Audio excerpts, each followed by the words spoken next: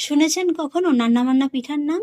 এই পিঠাটি কিন্তু শ্রী শ্রী জগন্নাথ দেবের ৫৬তম ভোগের মধ্যে অন্যতম একটি সেরা ভোগের রেসিপি। এই পিঠার নামটি যদি আগে কখনো না শুনে থাকেন কিংবা না বানিয়ে থাকেন, এবার রথযাত্রায় কিন্তু অবশ্যই করে একবার শ্রী শ্রী জগন্নাথ দেবের ভোগে লাগাতে পারেন। নমস্কার বন্ধুরা, অনুভার রান্নাঘরে আরও একটি নতুন পর্বে সবাইকে স্বাগত জানাচ্ছি। বন্ধুরা, খেয়েছেন কখনো নান্না পিঠা? হ্যাঁ বন্ধুরা, এই নামটি শুনতে একটু অদ্ভুত লাগলেও কিন্তু এই পিঠাটি খেতে লাগে অসাধারণ। আর সবচেয়ে বড় কথা হলো, এই পিঠাটি কিন্তু আমাদের ভগবান শ্রী শ্রী জগন্নাথ দেব ঠাকুরের ৫৬টি ভোগের মধ্যে অন্যতম একটি প্রিয় খাবার। তৈরি করাও কিন্তু খুবই সহজ। ঘরে যদি একটুখানি দুধ, আটা আর সুজি থাকে তাহলেই কিন্তু আপনারা খুব সহজেই এই পিঠাটি বানিয়ে ফেলতে পারবেন। আর সেই জন্য দেখুন বন্ধুরা, শুরুতেই গ্যাস ওভেনে আমি একটা সসপ্যানের মধ্যে ৫০০ গ্রামের মতো দুধ বসিয়ে দিয়েছি।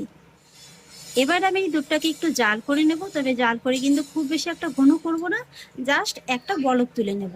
আর এখানে আমি প্যাকেটের দুধটা নিয়েছি, আপনারা চাইলে কিন্তু গরুর দুধটাও নিতে পারেন। দুধের মধ্যে দেখুন বন্ধুরা, একটা বলক কিন্তু চলে এসছে। এর থেকে আর বেশি জাল করব না। এবার আমি গ্যাসের ফ্লেমটাকে অফ করে দেব। আমি যেহেতু এই দুধ দিয়ে ছানাটা কাটিয়ে নেব, তাই কিন্তু দুধটাকে আর বেশি জাল করে ঘন করব না।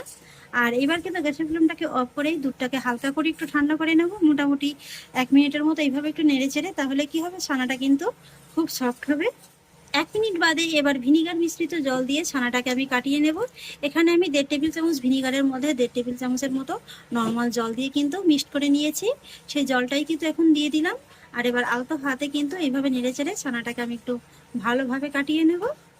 এইভাবে কিছুক্ষণ নাড়তে নাড়তেই দেখতে পাবেন ছানাটা খুব সুন্দরভাবে কেটে গেছে। এই যে দেখুন। আর এবার আমি ছানার জলটিকে আলাদা করে নেব, সেই জন্য একটা ছাঁকনির পরে কিন্তু এইভাবে ছানাটিকে ঢেলে দিচ্ছি।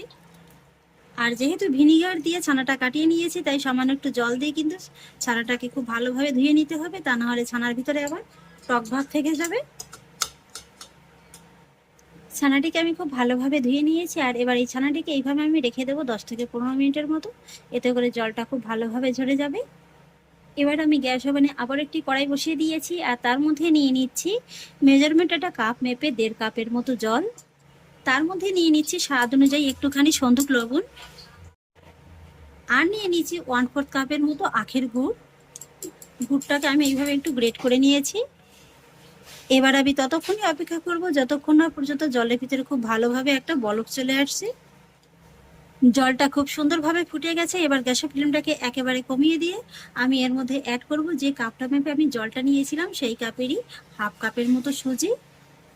সুজিটাকে জলের সঙ্গে একটু সঙ্গে সঙ্গে ভালোভাবে নেড়ে চেড়ে মিশিয়ে নেব, তা না হলে কিন্তু আবার ডেলা পাকিয়ে যাবে। সুজিটাকে কিন্তু আমি জলের সঙ্গে একটু ভালোভাবে মিশিয়ে নিয়েছি। আর এবার আমি ততক্ষণই অপেক্ষা করব যতক্ষণ না পর্যন্ত সুজিটা একটু হালকা করে একটু ফুটে উঠছে। দেখুন বন্ধুরা, সুজিটা কিন্তু হালকা করে একটু ফুলে গেছে, আর খুব সুন্দরভাবে কিন্তু একটু ফুটতেও শুরু করে দিয়েছে। ঠিক এই পর্যায়ে কিন্তু গ্যাসের ফ্লেমটাকে একদমই বাড়ানো যাবে না। এর ভিতরে অ্যাড করতে হবে ওই কাপেরই 1/2 কাপের মতো আটা। তবে পুরো আটাটা আমি একবারে দেবো না, এইভাবে অল্প অল্প করে দেবো। আর তারপর সুজির সঙ্গে একটু ভালোভাবে নেড়েচেড়ে মিশিয়ে নেব। আটাটাকে কিন্তু আমি সুজির সঙ্গে একটু ভালোভাবে মিশিয়ে নিয়েছি, এই যে দেখুন। আর এবার আমি এই আটার মধ্যে অ্যাড করব 1 টেবিল চামচের মতো জমাট বাঁধা ঘি। ঘিটাকে এবার ভালোভাবে মিশিয়ে নেব। এখানে যদি আপনারা গলানো ঘিটা নেন তাহলে কিন্তু 2 টেবিল চামচের মতো ঘিটা লাগবে। আর এবার আমি ঘিটাকে খুব ভালোভাবে মিশিয়ে নিয়ে এটাকে লো ফ্লেমে ততক্ষণই রান্না করে নেব যতক্ষণ না পর্যন্ত এটা একটা মন্ডে পরিণত হচ্ছে। যখন এটা মন্ডে পরিণত হবে তখনই দেখতে পাবেন যে কড়ার গাটা কিন্তু খুব ভালোভাবে একদম ছেড়ে দিচ্ছে। এই তো দেখুন, আটা সুজিটাকে কিন্তু আমি খুব ভালোভাবে রান্না করে নিয়েছি। কড়ার গাটা কিন্তু খুব সুন্দরভাবে ছেড়ে দিয়েছে। এবার কিন্তু এই মন্ডটাকে আমি নামিয়ে নেব। নামিয়ে কিন্তু এরকম একটা থালার মধ্যে রেখে দেবো, আর তারপরে এই মন্ডটাকে হালকা করে একটু ঠান্ডা করে নেব। ওদিকে পিঠার জন্য মন্ডটা ঠান্ডা হতে থাক, আর সেই ফাঁকে চলুন আজকের পিঠার জন্য একটা পুর তৈরি করে নেব। নিয়ে নিয়েছি একটা বাটি, আর তার মধ্যে নিয়ে নেব আমি যে ছানার জলটা ঝরাতে দিয়েছিলাম সেই ছানাটা। এখানে ছানাটিকে আমি ওই কাপেরই কিন্তু মাপ করে নিয়ে নিয়েছি। ওই কাপেরই কিন্তু আমি 1/2 কাপের মতো ছানাটা নিয়ে নিয়েছি। আর ছানার জলটাও দেখুন কিন্তু খুব ভালোভাবে একদম ঝরেও গেছে। আর এবার একই সঙ্গে নিয়ে নিচ্ছি ওই কাপেরই 1 কাপের মতো নারকেল কোড়া। আর এবার দেখুন আমি একটা হামানদিস্তা নিয়ে নিয়েছি, আর তার মধ্যে নিয়ে নেব 2টো বড় এলাচ। খোসাটাকে ফেলে শুধু বীজটাকে নিয়ে নিয়েছি। আর এবার একই সঙ্গে নিয়ে নেব 4টির মতো লবঙ্গ। এবার আমি এই বড় এলাচটাকে আর লবঙ্গটাকে একটু ভালোভাবে থেতো করে নেব।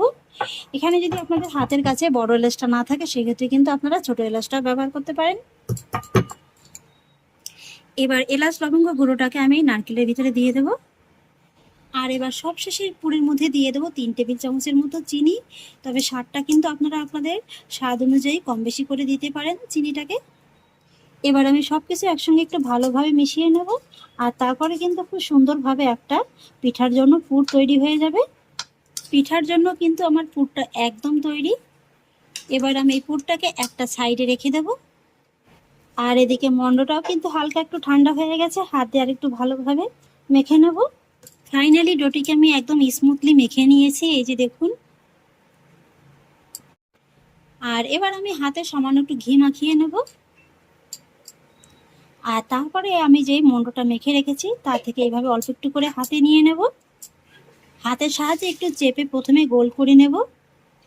আর তারপর 2 হাতের সাহায্যে এইভাবে একটু গোল করে নিয়ে এইভাবে একটু বাটির শেপ দিয়ে নেব।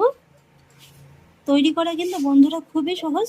শুধুমাত্র বাটিটা তৈরি করার সময় একটা জিনিসই মাথায় রাখবেন, এই যে সাইডটা আছে সাইডটা একটু পাতলা রাখবেন আর ভিতরটা কিন্তু হালকা করে একটু মোটা রাখবেন।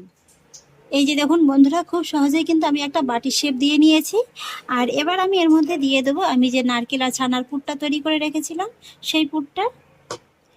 একেবারে খুব বেশিও দেওয়ার প্রয়োজন নেই, আবার একেবারে কম দেওয়ারও প্রয়োজন নেই। ছানার পুরটাকে আমি খুব সুন্দর করে বসিয়ে দিয়েছি। আর এবার কিন্তু আমি এটাকে এইভাবে ধরে একটু একসঙ্গে জড়ো করে নেব।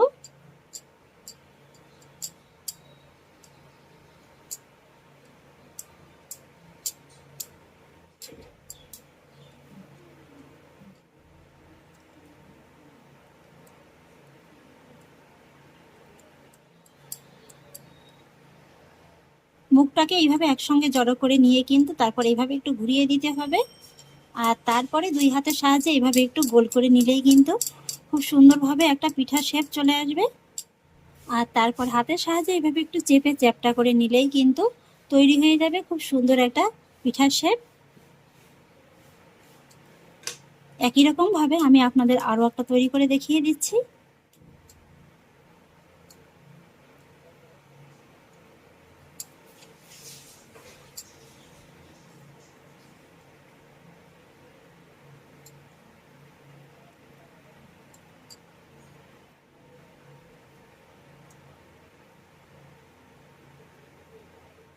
আরো একটি পিঠা তৈরি করে নিলাম আর এইভাবে সবকটি পিঠা তৈরি করে নেব।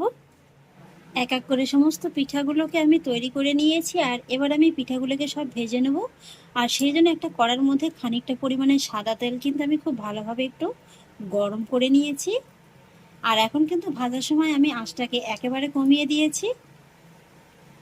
এখানে আমি আজকে পিঠাগুলো সাদা তেলে ভাজছি, আপনারা চাইলে কিন্তু পুরো পিঠাটা ঘিয়েতেও ভেজে নিতে পারেন। পুরীর জগন্নাথ মন্দিরে কিন্তু এই পিঠাটা সাধারণত ঘিতেই ভাজা হয়। আর এই পিঠাগুলো ভাজার সময় কিন্তু অবশ্যই প্রথমে তেলটাকে একটু ভালোভাবে গরম করে নেবেন, তারপরে আঁচটাকে একবারে কমিয়ে দিয়ে ভাজবেন। তা না হলে কিন্তু আবার পিঠাগুলো উপর থেকে একটা কালার চলে আসবে আর ভিতর থেকে কাঁচা থেকে যাবে। আর পিঠেগুলোকে তেলের মধ্যে ছাড়ার পরে কিন্তু এইভাবে উপর থেকে একটু সাদা তেলটাকে আপনারা ছড়িয়ে দেবেন। এতে করে কিন্তু পিঠাটা খুব সুন্দরভাবে ভাজা হবে। আর তারপরে পিঠাগুলো নিচের পাশটা যখন হালকা করে একটু কালার চলে আসবে তখন কিন্তু পিঠাগুলোকে উল্টে দিতে হবে। তারপর আবারও যখন পিঠার অপর পাশটা এরকম হালকা করে কালার চলে আসবে তখন কিন্তু আবারও এইভাবে একটু উল্টে দিতে হবে। আর এবার কিন্তু গ্যাসের আঁচটাকে একটু বাড়িয়ে দিতে হবে, মোটামুটি মিডিয়াম লোয়ের মাঝামাঝি রেখে কিন্তু পিঠাগুলোকে এবার একটু উল্টে পাল্টে নেড়েচেড়ে সুন্দর একটা রং ধরিয়ে ভেজে নিতে হবে। এই তো বন্ধুরা, প্রায় 7 থেকে 8 মিনিটের মতো সময় নিয়ে পিঠেগুলোকে আমি খুব সুন্দর একটা সোনালি রং ধরিয়ে ভেজে নিয়েছি। এই যে দেখুন পিঠাগুলো কিন্তু আমার খুব সুন্দর করে ভাজা হয়ে গেছে। এবার আমি পিঠাগুলোকে গরম তেল থেকে তুলে নেব। তুলে এইভাবে একটা ছাঁকনির পরে রেখে দেব যাতে করে তেলটা খুব ভালোভাবে ঝরে যায়। আর একটু খেয়াল করে দেখুন পিঠাগুলো কিন্তু হালকা করে একটু ফুলেও গেছে আর দেখতেও কিন্তু অপূর্ব সুন্দর লাগছে। তেলটাকে একটু ভালোভাবে ঝরিয়ে নেব।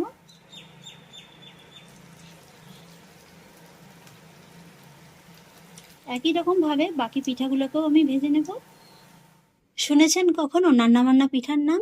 এই পিঠাটি কিন্তু শ্রী শ্রী জগন্নাথ দেবের ৫৬তম ভোগের মধ্যে অন্যতম একটি সেরা ভোগের রেসিপি। এই পিঠার নামটি যদি আগে কখনো না শুনে থাকেন কিংবা না বানিয়ে থাকেন, এবার রথযাত্রায় কিন্তু অবশ্যই করে একবার শ্রী শ্রী জগন্নাথ দেবের ভোগে লাগাতে পারেন। এই পিঠাটি বানানো যেমন সহজ, খেতে কিন্তু ততটাই মজাদার। এই যে দেখুন, ভিতরটা দেখুন, নারকেল আর ছানার পুরে ঠাসা। খেতে কিন্তু জাস্ট একদম অসাধারণ লাগবে। তাহলে আশা করছি বন্ধুরা, আমার আজকের এই পিঠা রেসিপিটি আপনাদেরও খুব ভালো লেগেছে। যদি ভালো লেগে থাকে তাহলে আমাকে অবশ্যই একটা লাইক এবং কমেন্ট করবেন, সেই সঙ্গে বন্ধুদের সঙ্গে শেয়ার করবেন। আর প্লিজ বন্ধুরা, যদি আমার পরিবারের নতুন সদস্য হয়ে থাকেন তাহলে একটা সাবস্ক্রাইব করে পাশে থাকা বেল আইকনটি প্রেস করে দেবেন। ফিরে আসছি এরকমই পরের অন্য কোনো নতুন রেসিপি নিয়ে। সবাই ভালো থাকুন, সুস্থ থাকুন। ধন্যবাদ।